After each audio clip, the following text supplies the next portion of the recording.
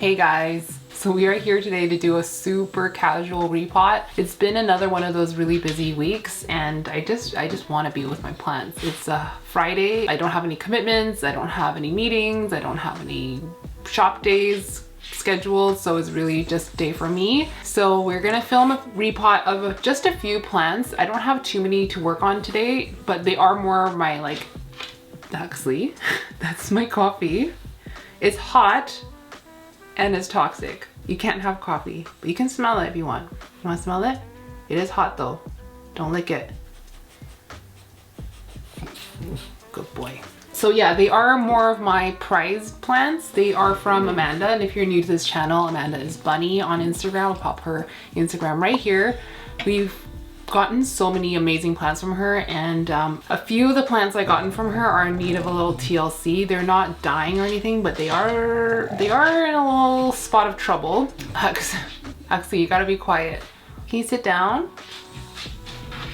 That's a very good boy. That's such a good boy, Hugs. I think I have 3, maybe 4 plants I need to repot. So I'm gonna show you what the plants are. I'll probably have to go headless during the repots. And then I wanted to show you just a few updates I've done in this room because I am in like hardcore spring cleaning mode. Hardcore spring cleaning mode. I would say it's kind of borderline an obsession right now. I cannot stop thinking about refreshing, redecorating, purging, decluttering. I've never had this spring cleaning mood hit me as hard as it has hit me this year. Now that I don't have a full-time job, I have a lot of time to like kind of slot in these like hardcore days. So this last week I moved a lot of things around in the room. Behind me is my tent. So it used to be across from me here and I finally got it moved over here.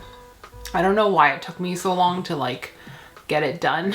I think the thought of like pulling all the plants out, and like so many plants were like rooted into like the walls of the tent. You know how when you're doing a good clean and organize, it gets so chaotic before it gets put back together again. I think that chaotic phase is really what like was daunting to me, but it's finally done. So now the tent is on the same side as like that open shelf right here that you see all the time, and then the exos are on that side of the wall. I still have a lot of moving around to do of the plants, but this configuration, I am so happy it's finally done. So yeah, let's get started on the repots and then I'll show you a little bit of the room afterwards. So we are primarily treating for root rot today. So we're kind of in defensive mode. The first plant is this. You can see his yellow ass here. This is my anthurium red crystal port hybrid. As you can see, we've got some yellow leaves and we have some root rot. So we have good roots mixed in with a lot of rotted roots. I don't know if you're gonna be able to see, but do you see it looks a little bit chlorotic with those like lightning veins? So oftentimes that can come from nutrient deficiency. So lack of feeding or nutrient lockout because your pH is too high. I don't think it's either of those things because I'm feeding TPS1 and CalMag, and I feed lightly with every watering, and my pH has been checked on my substrates, well, my nutrient solution and my most used substrates. So even though Vancouver city water is like on the around 8.5, 8.2 on the pH scale, so more on the basic side, with my nutrients and the substrates that I use, Huxley just left, the pH within the substrate ends up being about 5.5 to 6.5, depending on the substrate I'm using, the ratio of the amendments and whatever. So I don't think it's that. The ideal range of pH for aeroids is like 5.5 to 6.5. Hoya's like get closer to neutral, like 7, a little bit more basic. And I had like a long conversation with Amanda about this because I was asking her, and she thinks that it's root rot that's causing this kind of chlorotic thing. And then suddenly, so when I first got this plant, one of the leaves, you're not gonna be able to see it. Well, maybe you can see a little bit. Do you see on this yellow leaf that there are like some light speckles here, which looks like spider mite damage? And then the couple of leaves that I grew didn't have that. So here's one, and then here's another. It's underdeveloped, but it doesn't have that mighty speckles. But then the newest leaf showed up with these speckles.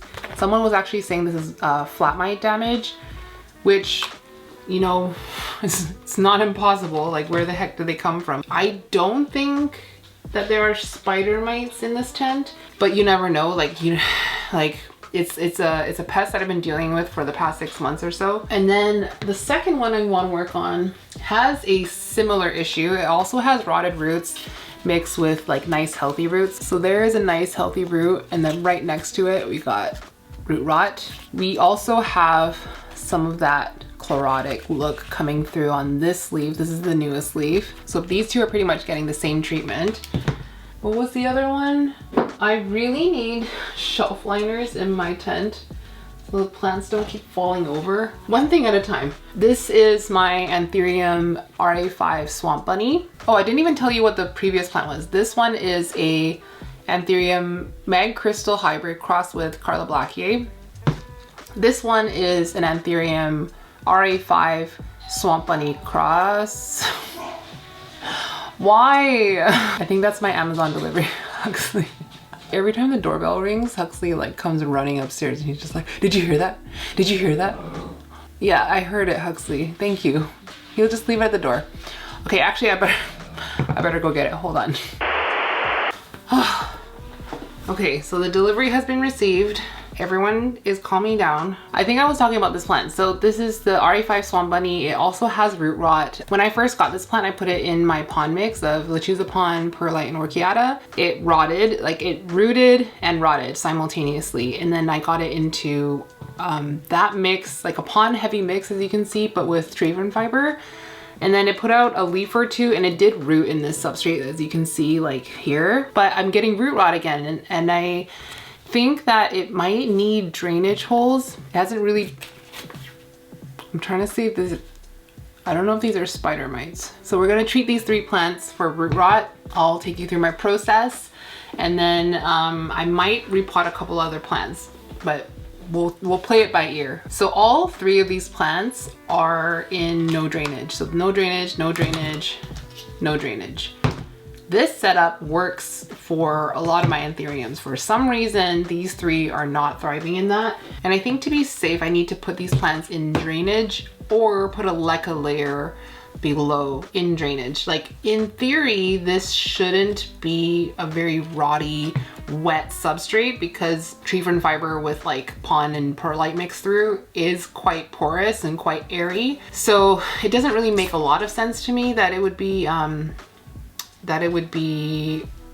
rotting, but I think either leca layer or drainage holes could help these plants in particular rehab. So yeah, let's just get started on disrobing these plants. So we're gonna work on this guy first because he's definitely the saddest, and he's been saddest for the longest. So first thing to do when you're dealing with suspected root rot, obviously, is to take the plant down and inspect the roots. Even if you have clear vessels, you can see the roots on the side. Sometimes there will be root rot like right in the center, which Amanda was saying is what she found in her plants when she had this weird lightning vein thing going on. The roots on the outside were fine, but she had root rot right in the center. So it's definitely a possibility. I am also going to reuse this substrate, not for this repot, but for the future. So what I'm gonna do is I'm going to sterilize this in the oven, kind of using the same method as you would terrarium wood and driftwood, like for like a reptile enclosure. With soil, you don't want to like bake it at a high temperature because it can start to break down the substrate and like alter the substrate a lot. With tree fern, I think it is more resistant to breaking down as like a peat-based soil, but I would still use the same method as like I would terrarium wood. So it would be like 250 degrees Fahrenheit for like 30 minutes. So like on a like cake pan or something, like get the substrate in there, cover it with foil. I would say 20 to 30 minutes, turn the oven off and just let it kind of suffocate in there. I don't do that with all of my soil, but with tree fern fiber, I definitely will because it's quite an expensive substrate. So just snipping off all the roots that look flat and dehydrated, like this one here.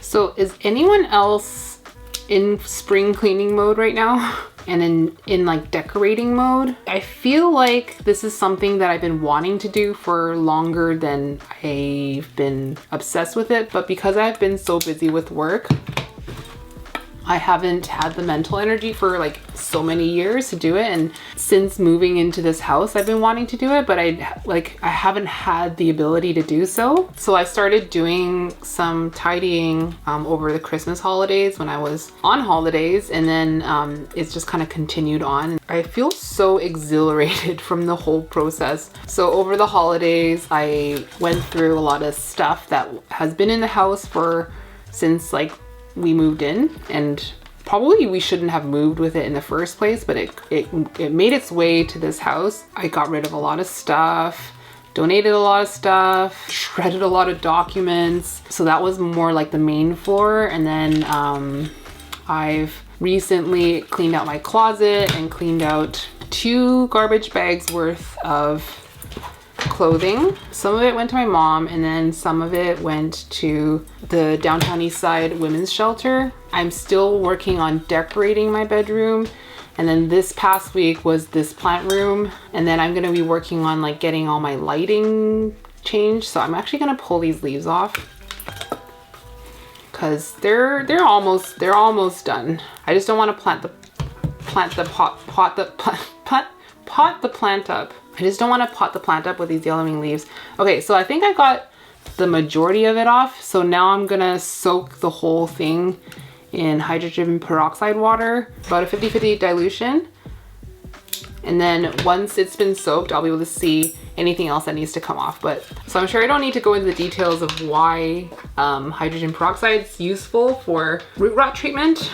It's just to kill off some of the bacteria that's causing the root rot. So it's just submerged in here, and we'll swirl it around, and that'll loosen off some of the straggler substrate, and we'll leave it in there for like at least 10-15 minutes.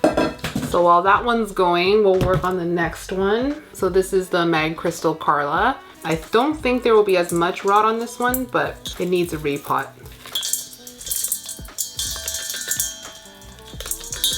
So the roots actually looked pretty good on the outside, but in the center here, do you see these roots here? There are rotty bits on the end. It's kind of like, if I feel it, it's just soft and deflated. This lighting is probably not doing me any favors, but it's like just really wrinkly and squishy. So that's definitely where the rot was coming from and what contributed to this leaf loss, which we're gonna get rid of. Definitely not too bad. Just a little bit of rot to remove on this one. And by the way, if you're wondering like how I sort out all the dead roots that's in here, I take this and then I pour out a little bit, pick out the dead roots, then pour out the next bit, pick out the dead roots. It's very tedious, but I find that you can get rid of the majority of it that way. And I would do the same with pon. But with pon, I tend to just like throw like kind of rinsed pon into my soil bin instead of like reusing it as pon. Okay, so this one's going in hydrogen peroxide. And now for Miss Swamp Bunny. So this plant, Amanda was saying she had a lot of trouble with. She has a lot of these plants, and she was showing me, yeah, see this one, that's a rotted root. She was showing me all the seedlings that she had like rehab back. In pon, I think she said pon with drainage was her like most successful setup. So what she does, and I've done this with like another plant, like my Bessier Af. So it's in the drainage pot, but it's in like a really high kind of cup, like a, you know, those like low deli cups. It's essentially like this with a pot inside. So it is basically semi-hydro, but she found that worked well for this plant in particular. So she was saying that like, it is kind of a angry plant, and she's had trouble with it as well. So she was like, don't feel too bad, even though I do feel kind of bad. When I first got it though, it was rooting so well and it was growing a lot faster, and I haven't had a new leaf on it in, I don't know, like a few months now, which is quite a long time for these like smaller, more seedling size anthuriums. Usually they grow much faster. This root is broken. So this is the pathetic root system we are working with now, which is sad, but at least she's like healthy in terms of her stem. We'll get her in the hydrogen peroxide. So here are all the root balls. Do you see the fizz and the bubbles? I don't know if you can hear it. I don't know if the mic will pick it up, but it is fizzing pretty ferociously. And that's the hydrogen peroxide working. So while that's marinating, we might as well work on another plant. How about you? So this one is not in trouble. This one is my Magnificum crossed with Ace of Spades, but it has stopped growing. It's stopped growing, and also it's starting to yellow on the lowest leaf, which is telling me that it's probably way too root bound. Like this cup is so full of roots, it's like really, really hard now. So it needs to be upsized. I'm pretty sure like if you were to unpot any of my plants, you're gonna see rotted roots in there. Like there's just no way that, well, not no way, but it's very unlikely that any of my plants, especially plants with like a lot of roots, are not gonna have some dead roots in there, especially due to like my watering habits, because I tend to be slightly behind on watering. So the likelihood of some of my plants drying out, especially the plants like out here in ambient conditions, it's pretty high. I tend to experience dry rot more than wet rot. So when I have some root rot, when I have some root rot, it doesn't usually like send off alarm bells, but it's when the plant either stops growing or it starts to shed leaves at like a faster pace. Like if your plant is going through like grows a leaf, drops a leaf, grows a leaf, drops the leaf, I feel like that would be more of a concern. Like with a good root system, it should be able to sustain more leaves than it grows. So yeah, like that would be a reason for me to like unpot. But there's plants I have that like definitely have rotted roots, but I can see are growing healthy roots, and it's the rate of root growth is faster than the rate of root death. Sometimes I just leave it and it's totally fine. Because I know I have beneficial bacteria in the substrate from Great White, because there's a little biosphere in the substrate that is like recycling and breaking down the nutrients in the dead roots. So without going too deep into it, I would say that like for the most part, I don't fuss too much with it. But that said, this one has like almost no dead roots, but there are like little bits like this, which I would expect to find on any of my plants if I were to take the root substrate off. So this one is not getting a change of substrate. It's going to stay in pond. It's just gonna get a bigger pot. But I did kind of undo the root mass because I wanted to like fit into the pot better, because it was like basically like this shape. And it just so happens that we got new vessels from the dollar store. The dollar store now has cheaper glass vessels than Value Village, which is so annoying. But the other day, Lauren went to her local dollar store and rated it and got the mother load of glass vessels, which I'm so happy about, because this is such a good size, like for anthuriums. For philodendrons, I find it would kind of outgrow this size pretty quickly, but I wanted that extra height because I want to bury the stem a little bit lower so it can start rooting like up here at the top of the plant. If it wasn't so root bound, I probably would have just like extended it with like a little plastic collar, but this one is well overdue for upsize.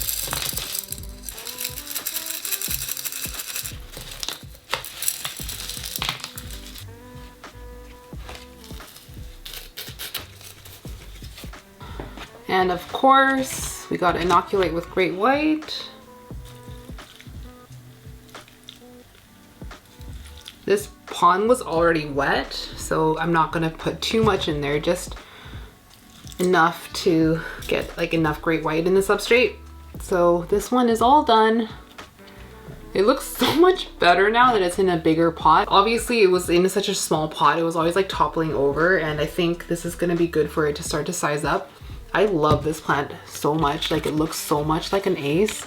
So pretty. Speaking of ace, we're not repotting him today. but it's just put out a new leaf and it's so red and so cute. After this leaf is hardened though, I will need to repot him because it's getting a little bit out of hand. This one is in tree fern fiber with like that big saucer method that I was telling you about. But just seeing these two plants side by side makes me so happy because it's almost like having a second ace with this plant. I think we have time to do one more while those plants are soaking. How about this guy? This guy really needs a repot. Look at this root. Look at that root. It just doesn't even know where to go. It doesn't even fit. So this is actually the sibling to that other one. And while I don't love the idea of repotting it while this leaf just emerged, I think if we don't mess with the roots too much, it should be fine. Let me bring him back again. Yeah, these two came from the same seed batch, but this one here looks so much more like Magnificum. Like this one took more of the Magnificum parent traits, and then this one took more of the ace, in my opinion. This one just seems a lot more robust in general.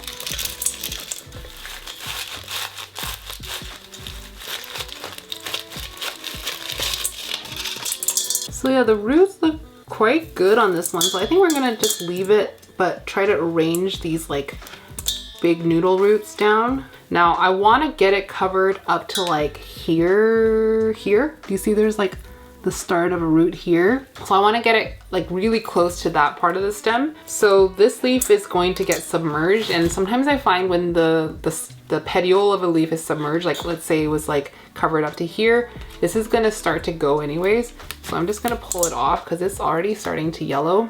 I almost picked up the great white and started drinking it. We're gonna do the same pot.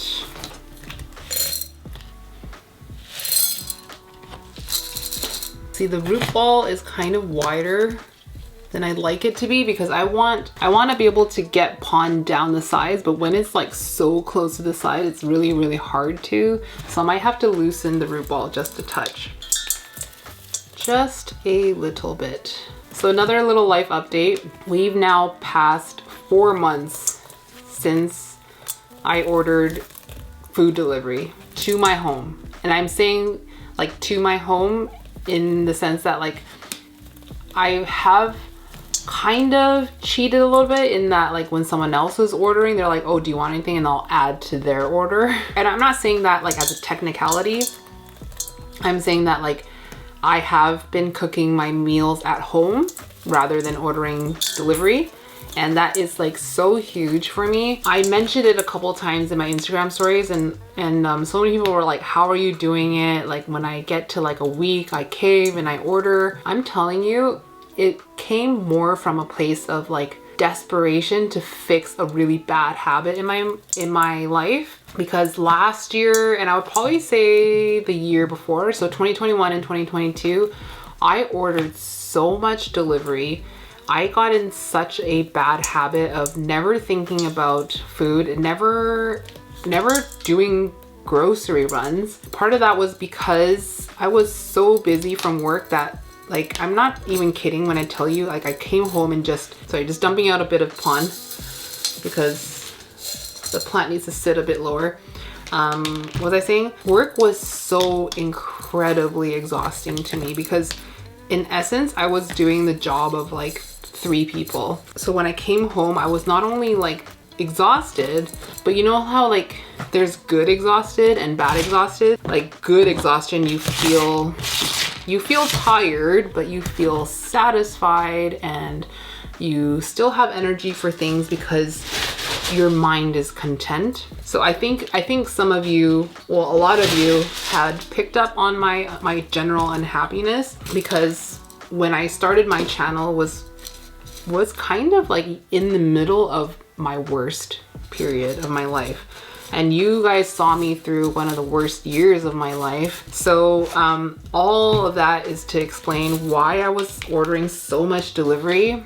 So I was getting home and then I would just kind of sit there and zone out and just like not really, I couldn't bring myself to do anything productive. Although I do enjoy cooking, I just couldn't do it. It was such a mental block to me. So I'm not even joking when I say we ordered more meals than we cooked. So you know how it takes like, they say it takes like 2 weeks to form a habit. So over my Christmas holidays, that's when I formed a new habit of cooking all my meals. The habit was really more of a mental habit. So when I was thinking about dinner, my mind went immediately to what should I cook for dinner, rather than not thinking about dinner until dinner time. It was easier, it was way easier to do it over the holidays because I was home a lot because of the holidays and I wasn't working, so I had the time to think about stuff. And that 2-week holiday really helped to solidify that habit because it was 2 weeks of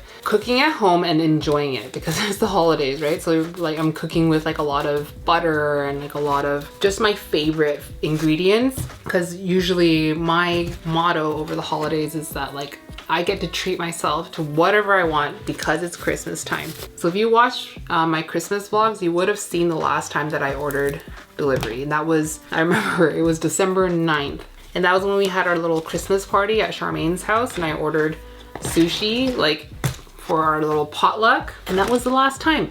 And I'm telling you, after 2 weeks, it's not hard anymore to not order delivery. I think part of it is because I didn't say like I was forbidden from ordering delivery. I was just saying like, let's see how long we can go. And I was more in competition with myself and my own brain.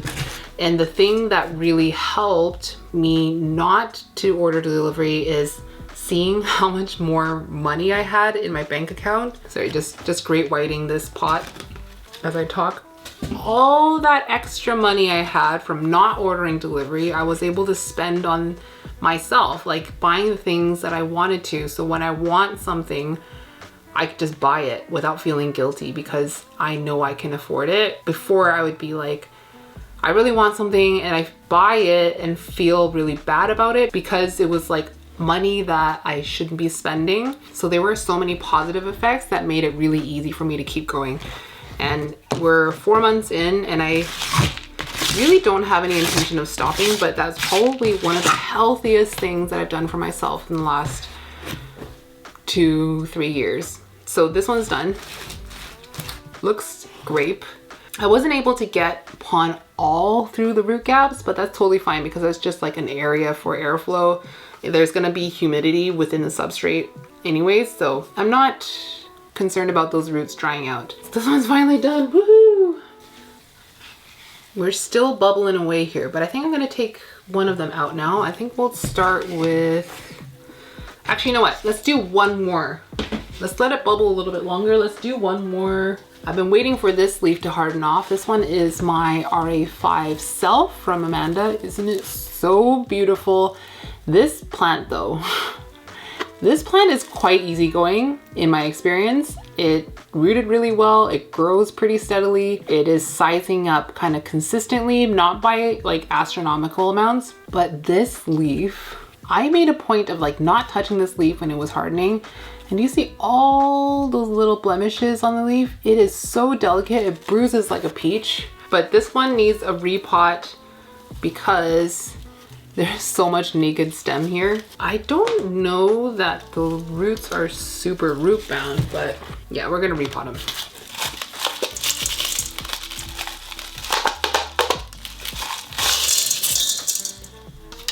So anyways, back to the food thing.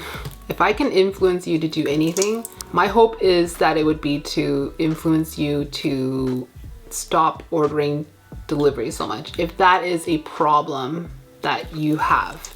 Because I cannot tell you how much it has improved my life. It has given me like so much mental, should I say freedom?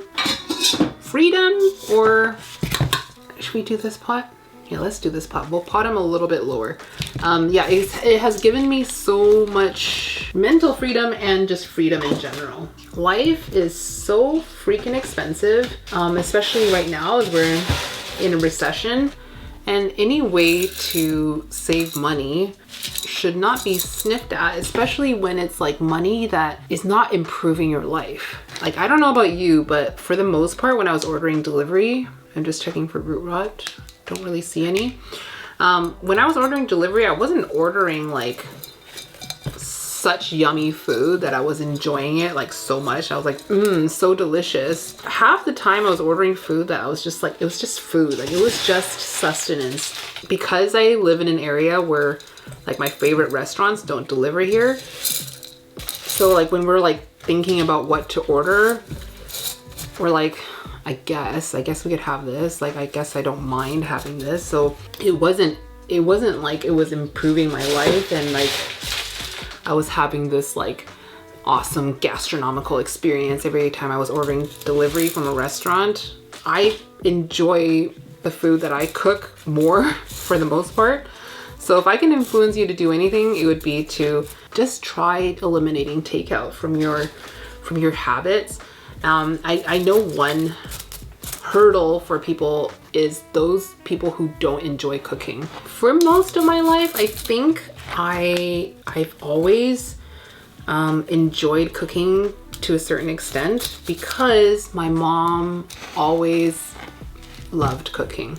She always has the Food Network on and I could see how much joy she got from it. So I always had this impression, I guess, or I always had positive feelings around cooking. And I love food very much.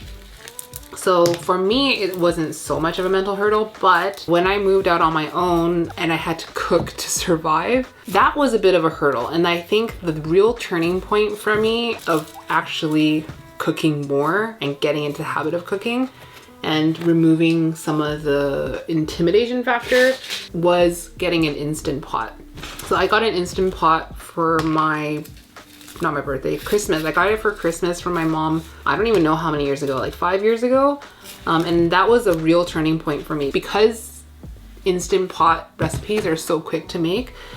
It removed a bit of a hurdle, I guess like a time hurdle for me. And Instant Pot recipes are so plentiful and they're so quick. And I mean, once you get past the freaking 1,000-word introduction to the recipe, they are quite easy to make. You can have a meal in like 30 to 45 minutes. So that I think was what propelled me to cook. And then I kind of fell off the wagon when I went through like that whole, I guess I'll call it a bad stage in my life. So if the thought of cooking makes you want to slam your head into a wall, might I suggest an Instant Pot or an air fryer, which I got an air fryer for this year's Christmas. And I freaking love that thing. Just to get yourself past that hurdle. And then once you get more cooking under your belt, then it becomes way easier, way more efficient, and you understand how to cook ingredients, how ingredients work together in terms of flavor, and having really easy, cheap meals, like fallback meals that are like either frozen or whatever, for when you are uninspired for like what you want to eat, but you just need to get food in you. Those are like the weak points where you're like, it would be so easy just to order delivery because I don't give a shit what I eat. For me, the food that's filled those days has been frozen dumplings. Like that's like a $5 meal. So you just boil some dumplings, and for your dipping sauce, you get soy sauce, a bit of rice vinegar. I've been putting some chili oil in there. You can chop some garlic in there, some sesame oil, and just filling, delicious, satisfying, super cheap meal that takes 5-10 minutes. Okay, so this one's done. It looks so great. That stem is now fully covered and it's not gonna fall over anymore because it's a much wider base. All right, turning our attention back to these poor fellas. Let's do it in reverse order. So the first one that went in was this one. Now I see more soggy roots to cut off. Just gonna time lapse this part.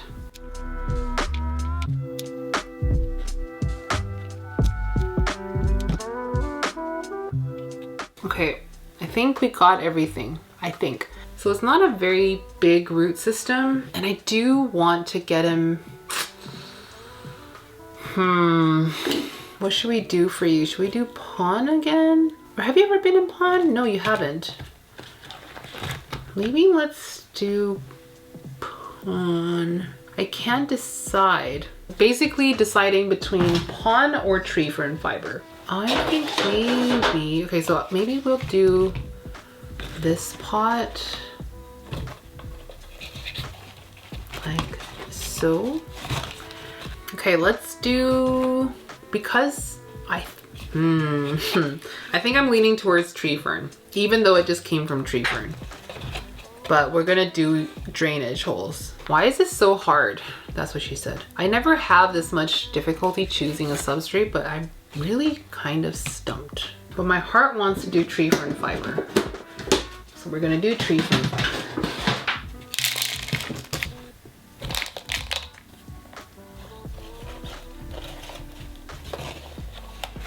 I probably should have asked Charmaine what she has hers planted in, because I don't think she's having the issues that I'm having.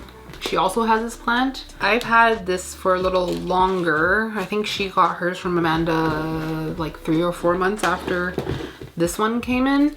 I'm too lazy to get my phone out. I kind of feel like she has hers in pond though. So why I'm doing tree fern fiber again is beyond me. But the heart wants what it wants, and I want to put this in tree fern fiber. Just because plants love to root in tree fern fiber, which is why it was so confusing to me why these plants were rotting in tree fern fiber. So this is clean tree fern with drainage holes. It's one of these square pots that I got from Jing, although Lauren is now carrying these in her shop, so I will link these in the description. They are great, they are sturdy. They were frosted just enough where you can still see the roots. I spotted a saucer. This might actually work like that. So the reason why I want something deeper is because once these roots kind of creep out of the bottom, I want somewhere for water to sit so they don't dry out. So I think I'll just do that actually. Some great white. And then the very last thing I need to do is treat this with Safer's Endol because of those little mite dots.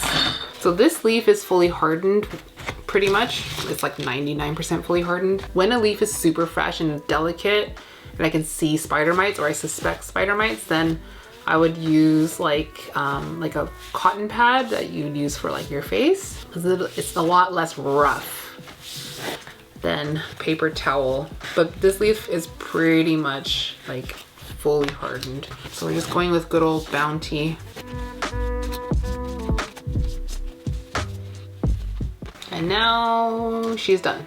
Fingers crossed she likes this setup better.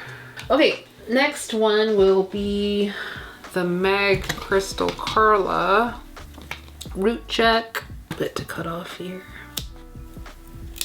The roots on this one are healthier overall. So this one seemed to really like tree fern, so I'm not really sure why it's doing this because the rot was so minimal. Okay, maybe we'll do like a little bit of an experiment. So the little experiment I want to do is no drainage, but with a leca layer on the bottom for the tree fern, which I also discussed with Amanda, and she said that might be a good idea. Just cause like, I don't think she ever plants, wait, that's really loud. I'll shut up for a second. So I don't think she ever plants in tree fern fiber with no drainage. So I think she was saying like my tree fern fiber setup with no drainage is probably why the plants are getting angry. I definitely have success with like no drainage and just tree fern fiber and pond with no like leca layer at the bottom, I should say. But I guess these plants in particular didn't like that. We'll do this. So there's leca at the bottom, and then we'll do the rest with tree fern. Another little life update. I feel like my like semi-unemployment days are coming to an end, which is kind of bittersweet, I'll be honest, because I basically went straight from like finishing my job to quite busy, and that's because I was helping Lauren at the shop and I was saying yes to certain things. I think I'm taking on some projects in the near future that's going to be quite intense. So I think what I'm gonna end up doing is going down more of a consultant route. Another reason why it's bittersweet is because this will still be in the realm of coffee and coffee shops. I said to myself I was going to take a break from this industry 15 years is a really long time in one industry. I need to diversify and learn something new and stuff. And it's looking like I'm gonna find myself back in coffee, but in more of a contract basis, which actually I'm quite excited about. One skill I really want to fine-tune, practice, get better at is project management. Just consultant work is very attractive to me right now because I have so many things I want to explore, and I don't want to give up YouTube. This could actually work out really well for me to be able to have the flexibility to work on stuff and kind of dictate my schedule. The thing that really is daunting to me is the I guess administrative implications of being self-employed, like filing my taxes and things I never had to worry about before. I think it's good for me. So that's just I'm not even a real update because nothing is like set in stone yet, but it's looking like it's gonna happen that way. I've always said that I was put on this earth to make coffee, and if I can't be the one making the coffee, which is ideally the case, like I want to be making the coffee and building this drink and being the one to give it to someone. But if that's not, you know, a viable career option for me, because barista work is so fulfilling, but it does not pay the bills. Unless you're in Australia, it's more likely to pay the bills, but everywhere else in the world, it really doesn't pay the bills. If I can't be the one to do it like in a full-time basis, then I want to help people make coffee better, I guess, or provide a better experience for people drinking the coffee. So this one is also now done. Where's my tag?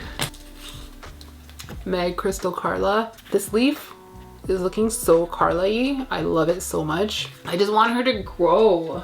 Okay, last one. This is Miss Swamp Bunny, or 5 Swamp Bunny. Okay, so this is the one that Amanda said was a little bitch, and she recommended pond and self-watering is what she recommended, but I don't have self-watering pots, certainly not of this size. So we're gonna do one of these pots, pond, deli cup dish at the bottom. So on the topic of being self-employed, a lot of you were excited that I would quit my job because I would spend more time on YouTube, which unfortunately so far hasn't been the case. I have been insanely busy for the last few weeks, and I can't believe like 3 weeks has already passed since I had my last day at my job. But I wanted to kind of have a brief discussion on sponsored content. You know, in order for anyone to do YouTube in more or less a full-time capacity, yeah, ad revenue is great, and those of you who watch ads, thank you. There comes a time when someone needs to take on sponsorships, and I hope it goes without saying that I would never promote a product that I didn't believe in, and I'm not gonna like presume that whatever improves my life is gonna also improve your life. But I hope it goes without saying that I would never just promote products or services on this channel that I didn't enjoy, that I wouldn't truly use in my real life. So for that reason, I really don't take sponsorships, and I generally don't do any sort of sponsored content. So I kind of just wanted to put it out there that I am thinking about taking on more sponsorships, but in a way that works for this channel. So there are people who, you know, feel a certain way about creators doing sponsored content. Just being like completely honest with you guys on how I'm trying to make YouTube work for me as a long-term thing. As much as I love plants, as much as I cannot live without plants, and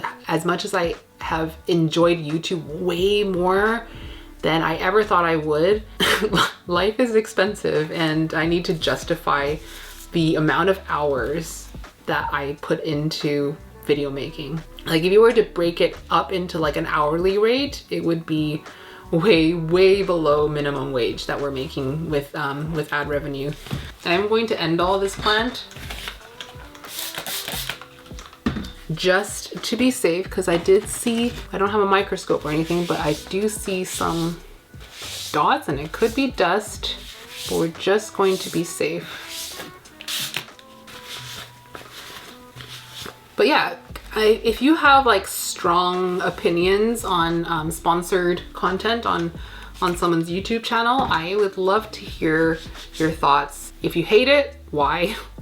If you love it, why? Yeah, I just want to hear your thoughts. As someone who watches YouTube, I don't have strong feelings about it because I know that it's just part of the game for YouTubers, but I also don't like channels that are just constantly just selling things to you in a disingenuous way. And that's pretty much why I never accept free product. I don't say never, but very rarely accept free product because I don't want to waste anyone's time, right? It's like resources for the company as well. And if I don't think that it's going to be something I could genuinely promote, then like I don't want to accept that product, because I'm not gonna say pretend I like something just because someone sent me a free product.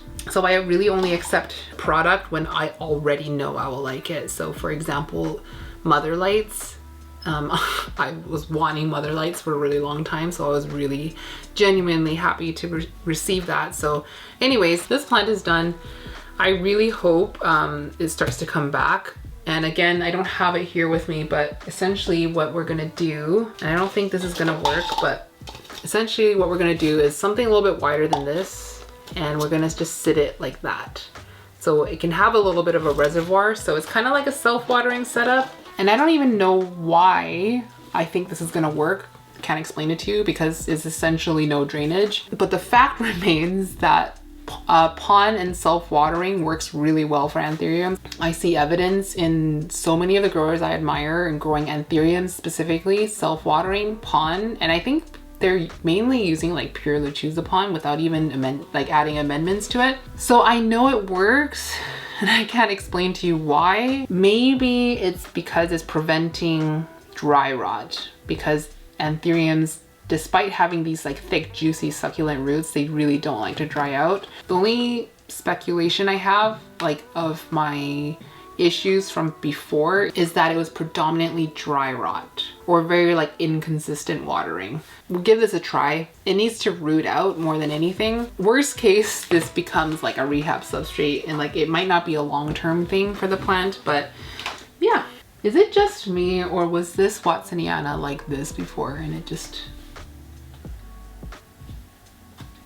I could have sworn that it was like this. Are you okay? You have water. We're gonna do a wire tie on you.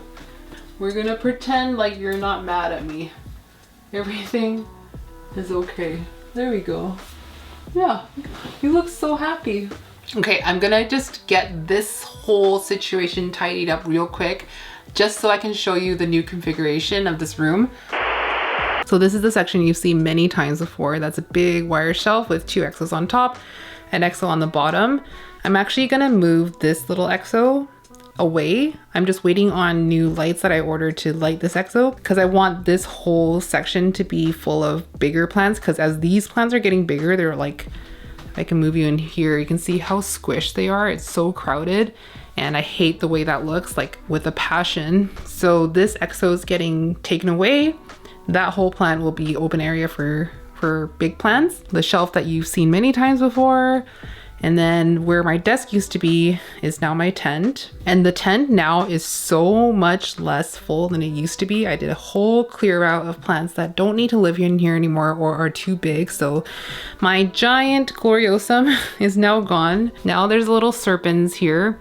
Well, it's not like a little serpens, it's kind of on the bigger side, but it's so much less shade down here for these plants. So this is now like a good lower light section of the tent. And then the bottom section where my seedlings were, I used to have a tray here that had moss bedding at the bottom. It was for a propagation dome that I had, but I took the dome away and I just, like, that tray served no purpose anymore. So this shelf is now just for all my small baby anthuriums, but it just looks so much more open and bright now that I've kind of cleared some space. Another light is going to be installed here for this level because it is kind of low. It really only gets light from here, but you can see it's quite dark and it gets reflection from the front door flap of the tent, but I think it could do with more light. And then up here is way less full as well.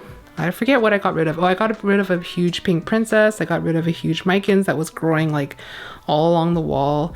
The one lingeri just got moved here. So hopefully it has like more of a direction to face.